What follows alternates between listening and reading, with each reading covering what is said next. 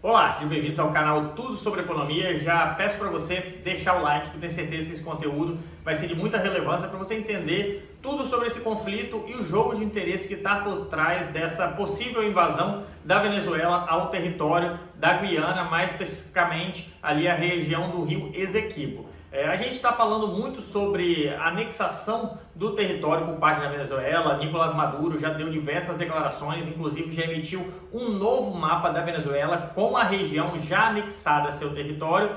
E muito se fala qual o papel dos Estados Unidos, o papel da Rússia, o papel da China nesse jogo político, inclusive o papel do Brasil caso haja um possível confronto ou uma possível invasão de território.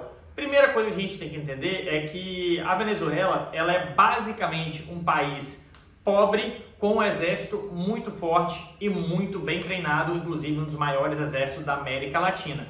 Só que isso não condiciona a Venezuela a entrar no território da Guiana, visto que o território é basicamente inexpressivo, com um exército também inexpressivo, com uma região que é densamente ali composta por floresta, então é bem difícil entrar nesse território. Então a gente imagina que o interesse por trás da região de Esequibo se dá por finança. Beleza, então como a perspectiva é econômica, a gente decidiu inclusive levantar tudo o que tem nessa região. É uma região riquíssima em urânio, ouro e mais recentemente, através da exploração do petróleo, descobriu-se no mar aí uma riqueza de aproximadamente 11 milhões de barril de petróleo. Só que aí você pode estar se perguntando, pô, mas a Venezuela está sentada numa reserva de 300 milhões de barris de petróleo, por que ela vai se basear por um terreno que tem 11 milhões de barris de petróleo? Quando a gente chega em determinados números, a gente tem que entender que a indústria do petróleo ela não funciona só por quantidade, e sim por qualidade. Hoje o petróleo da Venezuela é um petróleo que exige muito mais custo de produção para deixar ele mais refinado para o uso comercial. Já o petróleo que tem na bacia da Guiana não precisa de tanto refino, ou seja, a margem de lucro acaba sendo maior. Só que a gente está falando só da exploração de petróleo basicamente, porém tem um jogo geopolítico no meio desse caminho.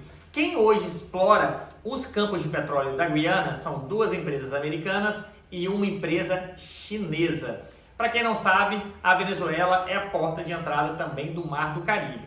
Porém, a gente já viu que tem uma empresa que é completamente fora do eixo de influência dos Estados Unidos, que é uma empresa chinesa, e duas empresas americanas. Quando a gente fala de conflito e invasão, a Venezuela ela sofre sanções do governo americano, tanto que ela tem muito caça F-16, que são caças americanos, que sofrem embargo e a gente acha que nem pode voar, porque não tem peça e nem manutenção. Porém, a gente sabe que ela tem caças russos também, que tem manutenção e tem peça, então ela com certeza usaria, caso fosse necessário, o uso de caça, que a Força Aérea da Guiana é inexpressiva, não tem nada, nem aviões nem helicópteros, então, ou seja, provavelmente não seria usado. Quando a gente pega todos esses fatores, a gente imagina que o conflito se dá por interesse marítimo. E a marinha da Venezuela é uma marinha que também tem uma força muito pequena, extremamente socateada, porque querendo ou não, o Estado venezuelano está muito pobre e a marinha exige um certo grau de investimento que hoje a Venezuela não tem. Então o interesse que a gente está vendo é o interesse geopolítico de uma nova ordem mundial que foi através do eixo China, Rússia, Irã, para usar a Venezuela como um ponto de confronto político e geográfico em relação aos Estados Unidos. Semelhante ao que aconteceu na crise dos mísseis em Cuba, a gente está vendo aí uma zona de influência na América do Sul, não mais América Central, sobre o Mar do Caribe. Então, o que a gente levantou a hipótese? Será que esse conflito, que a gente não vê aí tanta necessidade financeira de entrar, querendo ou não, um conflito armado, também exige custo financeiro? Será que o lucro que você vai ter com essa exploração de petróleo vai pagar os custos dessa guerra? Provavelmente não. Mas a influência desses países na guerra contra o principal inimigo ali, né, inimigo comum, que seria os Estados Unidos, exerceria sim uma mudança no mundo, principalmente que ali é uma rota comercial muito usual para os americanos, que é próximo ao Canal do Panamá, é o Mar do Caribe. Então, será que a China não viu uma oportunidade muito grande de monopolizar aquela bacia, usar o tráfico de influência, usando a Rússia com todo o seu poderio militar, tática de guerra, ajudando a Venezuela a desenvolver ali um potencial econômico, aumentando ali a exploração territorial, né, usando essas minas de urânio, de ouro, junto com a exploração de petróleo, usando aí a estatal venezuelana para dar o direito de exploração a empresas, que a gente imagina que se a Venezuela realmente anexar esse território, anexar a bacia, que é no mar, né, então não tem a ver com o território terrestre, será que as empresas americanas continuariam com o direito ali de exploração ou seria tudo estatizado? Eu acho que eles não têm peito para colocar a ExxonMobil, por exemplo, como estatal. Primeiro que você teria que passar por cima da Marinha Americana, então isso aí já seria complicado. Mas o jogo político se dá só por influência. Fala, ó, a partir de hoje, essa bacia aqui é da Venezuela, eu quero que a China explore mais, porque a China hoje só tem 33% de direito de exploração dessa bacia e os Estados Unidos tem 66%.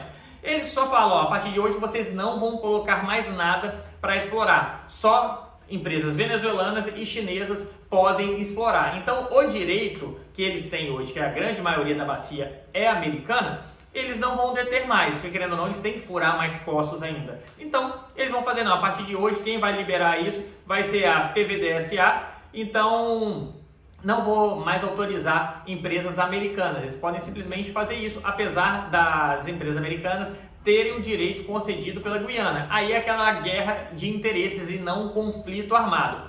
Então tem muita coisa em jogo, tem influência, tem uma bacia que não só petróleo, que é tráfego marítimo para a região do Panamá, que é a ligação Pacífico-Atlântico, tem a questão de influência da Rússia sobre as Américas, semelhante à crise dos mísseis, igual eu falei, tem o governo Maduro, que está extremamente fragilizado como oposição, e nada melhor do que um conflito, um inimigo comum, ou um apoio ali da sociedade, anexação de um território, para melhorar a sua popularidade. Então, tem vários fatores que a gente analisa nesse contexto, porque eu já disse em vídeos anteriores aqui no canal, não é de, assim, conflito armado. A gente não acredita que vai haver, primeiro porque a Guiana não tem condição de ter nenhum conflito armado. Uma população de 800 mil pessoas, se tivesse toda a população virando exército, seria menor do que o exército da Venezuela, inclusive. Então não teria o que fazer, não tem como comprar caça, não tem como comprar helicóptero de cima da hora, não tem como comprar submarino, não tem como comprar navio para defender o rio ali, Esequibo, ou defender a fronteira, porque é uma área de floresta, tem que treinar um exército para estar nesse terreno, um terreno completamente difícil, tem que vigiar suas fronteiras, eles não têm homens para isso, muito menos treinamento, e a Venezuela é muito mais bem armada em termos de exército,